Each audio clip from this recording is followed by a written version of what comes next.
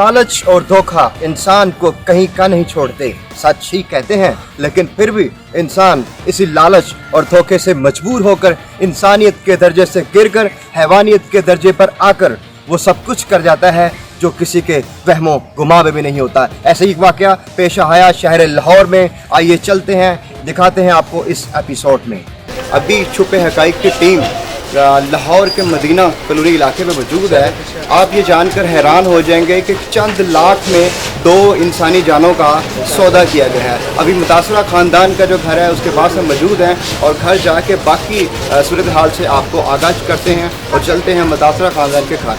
Team छुपे हकाइक एक और मजलूम की आवाज़ बनने के लिए मजलूम ख़ानदान के घर पहुंची। आइए जानते हैं उनकी ज़ुबानी के वाक़या हुआ क्या है। क्या हाल है? ठीक है। आज क्या हाल है? ये कह रहे हैं आपने कॉल की थी? हाँ जी। आ जाए आप जी, हमने कॉल की थी। हमारी माँ को माफ़ी है। आज आप अंदर बैठे बैठे बस कोई बात नहीं, बैठे आप। जी अस्सलाम वालेकुम। हाँ जी, वालेकुम सलाम। माँ जी क्या हाल है? ठीक है। ठीक है, अल्लाह का शुक्र है। क्या वाकया आपके साथ, क्या वाकया पेश आया? आपकी जो ज़मीनों का मसला चल रहा है या जो आपके साथ हुआ है, जो 2 कत्ल सुने हैं कि हो गए हैं और उनको आपको इतला दिए बगैर दफना दिया गया है, उसके बारे में थोड़ा सा बताएं क्या हुआ? बेटा मैं अपने वो गई अपने जेठ के घर, उत्थे गई तो उन्होंने मैं दरवाज़ा खड़काया। जी जी उन्हें दरवाज़ा मेरा पहले नहीं खोलिया। जी जी फिर मैं बड़ी देर खड़काया तो लोग इकट्ठे हो गए। जी लोगों ने इकट्ठे होकर पूछा भी की मसला जी। मैं आख्या मैं अपनी मां भैन मिलना नहीं मिलन देंगे पे मैनू। अच्छा। उन्हें आख्या तुहाडी मां भैन फोत हो गई। मेरे बंदे ने 54 पैलियां रही सी। जी 54 पैलियां कहाँ का वाकया, कहाँ गया? काजी कोट मेरे बंदे ने रही सी। काजी कोट कामों की में? हाँ जी, 54 पैलियां खरीदी सी। जी उन्होंने मां भैन के नाम ला दी। ठीक है, अपनी माँ और बहन के हाँ नाम जी, पे लगा दी। वो सौदिया च काम करते सी। ठीक ਅਸੀਂ है। ਸਾਰੇ ਉੱਥੇ ਸਜਾ ਨਹੀਂ ਕਿ ਸਾਰੇ ਹੰਸੀ ਖੁਸ਼ੀ ਸੀ। ਇੰਜ ਦਾ ਵਕਤ ਦਾ ਪਤਾ ਨਹੀਂ ਸੀ ਕਿ ਇਹੋ ਜਿਹੇ ਵਕਤ ਵਿੱਚ ਦੁਬਾਰਾ ਆ ਜਾਣਾ। अच्छा नहीं, अब जो है मेरे बंदे ने से होते मेरे जेठ ਦਾ फैमिली गई ਉੱਥੇ ਉਮਰਾ ਕਰਨ ਗਏ ਨੇ ਇਕੱਠੇ ਤੇ ਉਹਨਾਂ ਦੇ ਝੋਲੀ ਜੀ ਮਤਲਬ ਐਕਸੀਡੈਂਟ ਹੋ ਗਿਆ, ਊਂਠ ਵੱਜਾ, ਉਹਨਾਂ ਦੀ ਝੋਲੀ ਜੀ ਫੌਤ ਹੋ ਗਏ ਨੇ। ਯਾਨੀ ਕਿ ठीक है। ਹੁਣ ਵੇ ਨਾਲ ਮੇਰੇ ਸਹੁਰੇ ਨੇ ਸਾਰਿਆਂ ਨੇ ਇਕੱਠਿਆਂ ਨੇ ਮੁਤਾਲਬਾ ਕੀਤਾ ਕਿ ਇਹਨਾਂ ਬੱਚੇ ਹੋਣੇ। ਪਹਿਲੇ ਮੈਂ ਬਾਰ-ਬਾਰ ਜਾਂਦੀ ਸਾਂ, ਮੈਂ ਕਹਿੰਦੀ ਸਾਂ ਬਾਜੀ ਹੋਇਆ ਬੱਚੇ ਹੁਣ ਜਵਾਨ ਹੋ ਗਏ ਨੇ, ਇਹਨਾਂ ਦਾ ਕੋਈ ਸੋਚੋ। ਨੇ ਕਿਹਾ ਮੈਂ ਇਹਨਾਂ ਦਾ ਸੋਚ ਕੇ ਜਾਵਾਂਗੀ।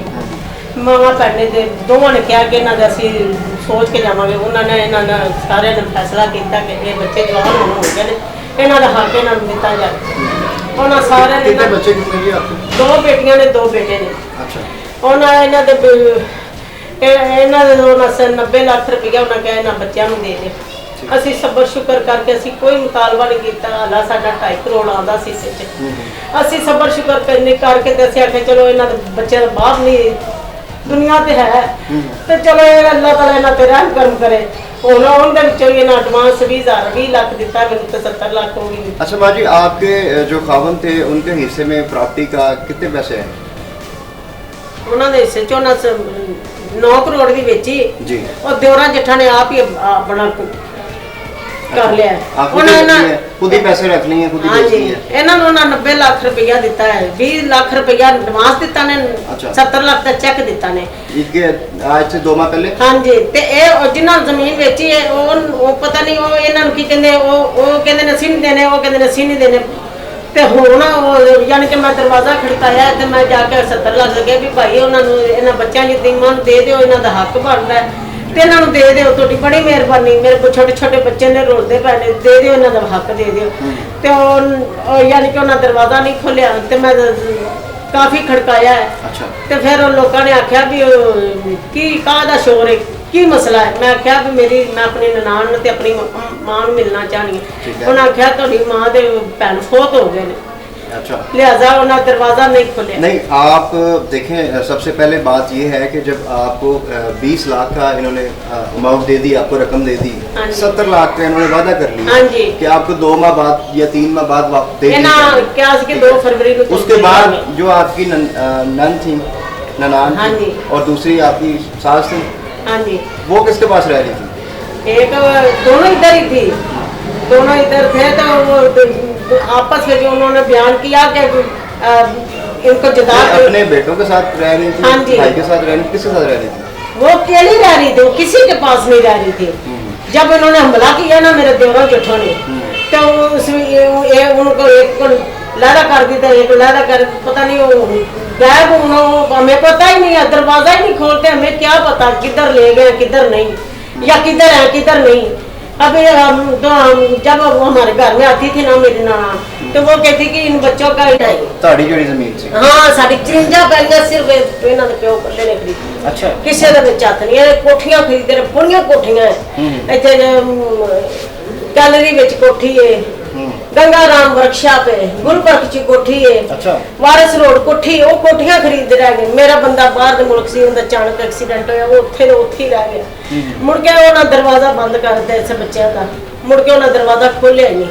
उनके पास कोठियां, आपके बच्चों को कुछ नहीं मेरी मिला? ननान सੱਸ आਂਦੀ ਸੀ, ਉਹ ਮੈਨੂੰ ਹੌਸਲਾ ਦੇ ਕੇ ਜਾਂਦੀ ਸੀ ਕਿ ਇਹਨਾਂ ਦਾ ਹੱਕ ਨੂੰ ਦਿਆਂਗੇ, ਇਹਨਾਂ ਦਾ ਚੌਥਾ ਹਿੱਸਾ ਦਿਆਂਗੇ, ਜੋ ਇਹਨਾਂ ਦਾ ਬਣਿਆ ਚੌਥੇ ਹਿੱਸੇ 'ਚ ਫਿਰ 2.5 ਕਰੋੜ ਬਣਦਾ, ਤਾਂ ਸਾਨੂੰ ਨਾ 2.5 ਕਰੋੜ ਦਿੱਤਾ, 70 ਲੱਖ ਮਿਲੇ, ਉਹ ਵੀ ਕੋਈ ਨਹੀਂ, ਉਹ ਵੀ ਹੈਗਾ ਪਿਛਾ, ਉਹ ਵੀ 20 ਲੱਖ ਦਿੱਤਾ ਨੇ, ਤੇ 70 ਵੀ नहीं ਦਿੱਤਾ। 70 अभी तक नहीं मिला? नहीं मिला। 70 आप लेने गए हैं उनके घर पैसे लेने के लिए? हाँ जी, लैने गए, दरवाजा खड़काया है। अच्छा। मेरा बड़ी जोर से दरवाजा खड़काया है। अच्छा। अंदरों ही आवाज उन्हें, मेरे जेठ ने कहा भी मैं दरवाजा नहीं खोलना।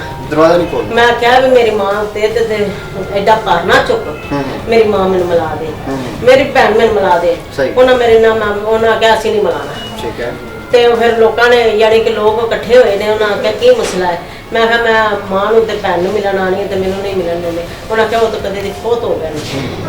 ठीक है। वो तो फौत हो गए ने। यानी कि ये एक माह के अंदर अंदर दोनों फौत हो गई हैं? हाँ जी। और आपकी जो प्रॉपर्टी का हिस्सा है वो तो 28 तरीक ਨੂੰ ਲੋਕਾਂ ਨੇ ਦੱਸਿਆ ਮੈਨੂੰ ਨਹੀਂ ਲਵੇਗਾ ਕਿਦੋਂ ਫੌਤ ਹੋਏ ਨੇ ਕਿਦੋਂ ਨਹੀਂ। ਉਹਨਾਂ ਕਿਹਾ 28 ਫਰਵਰੀ ਨੂੰ, 28 ਨੂੰ ਇੱਕ ਮਾਂ ਫੌਤ ਹੋਈ ਹੈ, 28 ਨੂੰ ਬੇਟੀ ਫੌਤ ਹੋਈ ਹੈ। ਨਾ ਮੈਂ ਮਾਂ ਦਾ ਮੂੰਹ ਵੇਖਿਆ, ਨਾ ਮੈਂ ਬੇਟੀ ਦਾ ਮੂੰਹ ਵੇਖਿਆ, ਮੈਨੂੰ ਨਹੀਂ ਉਹਨਾਂ ਵਿਖਾਇਆ, ਨਾ ਮੈਨੂੰ ਉਹਨਾਂ ਦੱਸਿਆ। ਇੱਕ ਮਾਹ ਦੇ ਵਕਫੇ ਦੇ ਨਾਲ ਦੋਨੋਂ ਫੌਤ ਹੋ ਗਈ? ਹਾਂਜੀ, ਮਹੀਨੇ ਦੇ ਬਾਅਦ ਫੌਤ ਹੋਈ ਹੈ। ਮੈਨੂੰ ਲੋਕੀ ਦੱਸਦੇ ਪਏ ਨੇ, ਮੈਨੂੰ ਇਲਮ ਨਹੀਂ ਹੈਗਾ। ਮੈਨੂੰ ਲੋਕਾਂ ਨੇ ਦੱਸਿਆ ਕਿ 1 ਮਹੀਨੇ ਦਾ ਵਕਫਾ ਪਿਆ ਹੈ। 1 ਮਹੀਨੇ ਦੇ ਅਗਰ ਉਹ ਫੌਤ ਨਾ ਹੁੰਦੇ ਤੇ ਤੁਹਾਨੂੰ ਹਿੱਸਾ ਮਿਲ ਜਾਣਾ ਸੀ? ਹੁਣ बेटा मेरे तो मेरी सास भी ते ननान कहने सी ते इन्हां दा हक ਅਸੀਂ ਦਿਆਂਗੇ ਜ਼ਰੂਰ ਦਿਆਂਗੇ। यानी वो आपका हिस्सा देने के हक में थी? इंशाल्लाह। शायद इसी वजह से उनको मारा गया। आप क्या समझते उनको मारा गया या खुद ही मर गई हैं? नहीं, ਉਹਨਾਂ ਨਾਲ ਜ਼ੁਲਮ ਹੋਇਆ, ਉਹਨਾਂ ਨਾਲ ਤਸ਼ੱਦਦ ਹੋਇਆ, ਉਹਨਾਂ ਨੂੰ ਮਾਰਿਆ। ਪਤਾ ਨਹੀਂ ਉਹ ਉਹਨਾਂ ਨਾਲ ਹੁਣ ਸਾਨੂੰ ਤਾਂ ਅੰਦਰ ਹੀ नहीं ਵੀਰੇ ਬਣਨ ਦਿੰਦੇ। पता नहीं ਉਹਨਾਂ ਨਾਲ ਕੀ ਉਹਨਾਂ ਨਾਲ ਕੀਤਾ है। नाज़रीन, इनका माजी का बताना ये है कि हमारी जो दो ये जो भाई साहब हमारे साथ मौजूद हैं, इनकी एक फूफी थी और एक दादी थी, वो इस हक में थी कि इनको इनका हिस्सा जो बनता है, बकाया जो 70 लाख बनते हैं वो हमने देने हैं। और इत्तेफाक तो ये है इस दुनिया के अंदर, इत्तेफाक तो ऐसे ऐसे इत्तेफाक होते हैं कि आप सुनकर हैरान हो जाएंगे कि 1 माह बाद उन्होंने इनको 70 लाख की पेमेंट करनी है और 1 माह पहले दोनों की वफात हो जाती है। और इसी तरह बाकी जो मामला चलते हैं, ये जब उनका दरवाज़ा खटखटाते हैं और उनसे पूछने की कोशिश करते हैं कि दोनों ख़वातीन जो हैं उनसे हमारे जो रिश्तेदार हैं उनसे मिलवाया जाए। बच्चा जब कहता है कि मेरी फुफ्फो से मुझे मिलवाया जाए, और जब वो कहता है कि मेरी दादी अम्मा से मुझे मिलवाया जाए, तो दरवाज़ा नहीं खोलते। तो मोहल्लेदारों की मदद से इन्हें पता चलता है कि दोनों जो हैं इस दुनिया फ़ानी से जा चुकी हैं। और इस सारी बात को जब सुनकर ये भाई साहब बड़े परेशान होते हैं, इनका जो ख़ानदान है वो बड़ा परेशान होता है कि ये क्या हो गया। पैसे, अमाउंट, जगह, सारी चीज़ें वो तो एक तरफ हैं, लेकिन जो इतना गमी का जो शॉर्ट वाला पॉइंट था, हमें जो इतनी गमी है उसमें भी शरीक नहीं किया गया। जो जब उनको मदफून किया गया तब भी हमें उसके बारे में इतला नहीं दी गई। ये सारी बातें जो है अगर हम नाज़रीन इनको इकट्ठा करें तो मेरे ख्याल से ये बनता है कि ये इन्होंने सारी मिली भगत के साथ, अपनी मर्ज़ी के साथ, मन मर्ज़ी के साथ उनको कत्ल किया है, इरादा कत्ल किया है, और उसके बाद उसको एक प्लान बनाकर कोई डोज देकर या अपने सिस्टम के साथ किसी भी ऐसे ही तरीके से उनको इस दुनिया से रुखसत किया गया है, ताकि हम बाकी जो इनके 70 लाख की अमाउंट है तो 70 लाख के इवज़ उनको कत्ल किया गया है। बाकी जो तहकीकात हैं वो हमारी जारी रहेंगी। टीम छुपे हक़ाइक़ जो है इस बारे में पूरी तहकीक पर जाएगी। जैसे जैसे हम अगले स्टेप तक जाएंगे अपने नाज़रीन को आगाह करते जाएंगे। अभी ये भाई हमारे साथ मौजूद हैं, इनसे भी पूछेंगे कि आप की बातों के अंदर कितनी हकीकत है और आपके साथ जो मामला पेश आया वो क्या था। अस्सलाम वालेकुम। जी वालेकुम सलाम। आ जाए।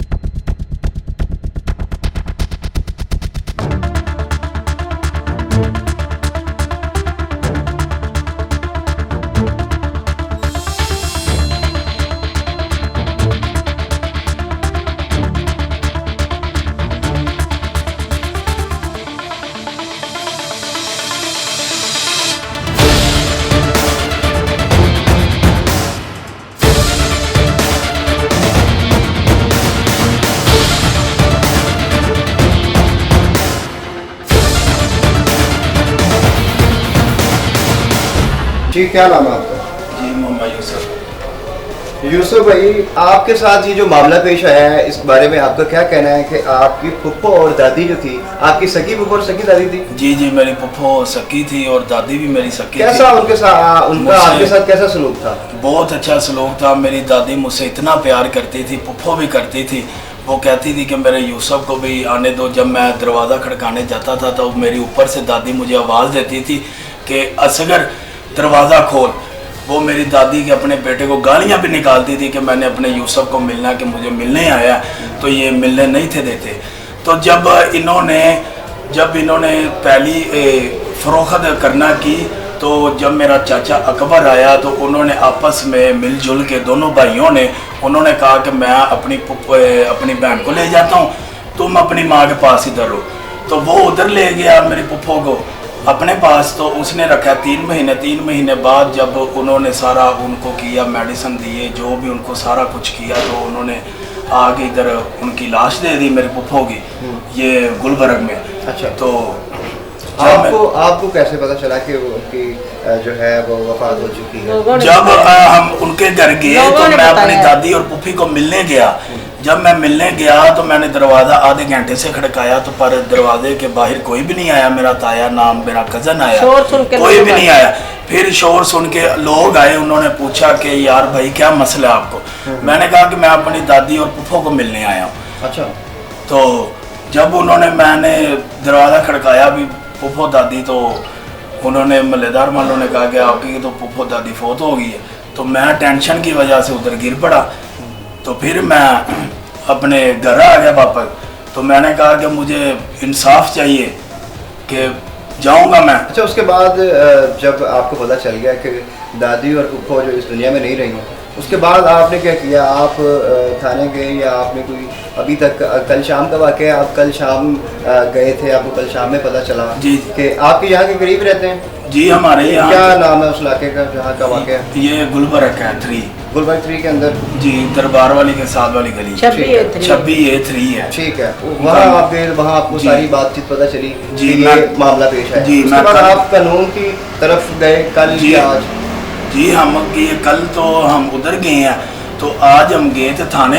जी, तो थाने वालों ने आपके साथ अभी तक आपकी वो बातचीत सुनी है? उन्होंने आपको पेंडिंग रखा हुआ है या आपको कहा है कि हम आपको इंसाफ देंगे? एसएच साहब से आपकी मुलाकात हुई है? नहीं, उनके साथ किसी के साथ भी नहीं मुलाकात हुई, पर उन्होंने कहा कि हमें थोड़ा सा टाइम दे, जी। हम आपको मिलते हैं। यानी कि थाने हाँ, पुलिस ने कहा कि इसकी इन्वेस्टिगेशन करके जी। फिर जो है वो सारा हाँ, पर हमने कहा कि हमारी नहीं सुने बात के मेरी पुप्पो आप क्या दादी, चाहते हैं? अब आप क्या चाहते हैं कि क्या होना चाहिए?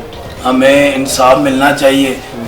और ये इन्होंने जब मेरे ताए और चाचे ने ये मेरी पुप्पो और दादी को मारा है, उनको सज़ा होनी चाहिए। ठीक है, इंशाल्लाह कानूनी कार्रवाई की जानी चाहिए, सख्त से सख्त उन्हें सज़ा तो मिलनी नाज़रीन, चाहिए। मुतासरा तो- ख़ानदान की नज़रें हुकूमत पंजाब की तरफ हैं, उन इदारों पर हैं जो इक़्तिदार में बैठे इस चीज़ की इंसाफ देने की रसाई रखते हैं, जो ये समझते हैं कि मुतासरा ख़ानदान का जो ज़रिया था अगली ज़िंदगी गुजारने का, इन बच्चों का जो आगे जो निज़ाम था, जो इनका फ्यूचर था, जो इन्होंने अपना सारा निज़ाम बनाया हुआ था, जो जहन में सोचे थे कि हमें अब 70 लाख मिलने हैं, हमने जगह लेनी है, इन्होंने बेटियों की शादियां करनी है, बेटों की शादियां करनी है।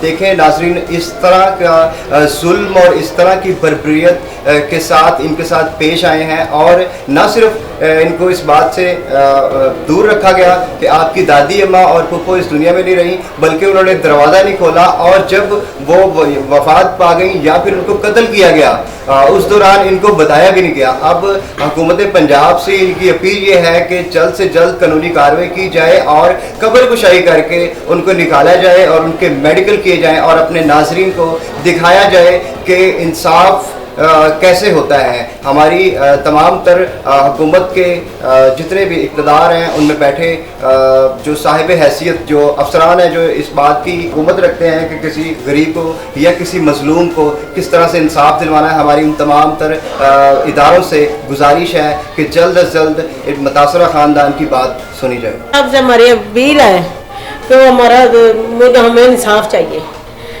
हमने बड़े जुल्म सह लिए हैं, अब हमें इंसाफ चाहिए। जो मैं माँ और बाजी कहती थी कि हम इन बच्चों को मैं सोच के जाऊंगी, उनको तो ख़त्म कर दिया है। अब हमारा कौन सुनेगा? हमारा अल्लाह के सिवा मुरान साहब आप है, आप हमारी पीर मंजूर करे और हमें इंसाफ दे, इन्हों की मदद की जाए। ये अपने हक ते ने, इन्होंने अपना हक चाहिए, सानू साडा हक चाहिए, सानू साडा इंसाफ चाहिए।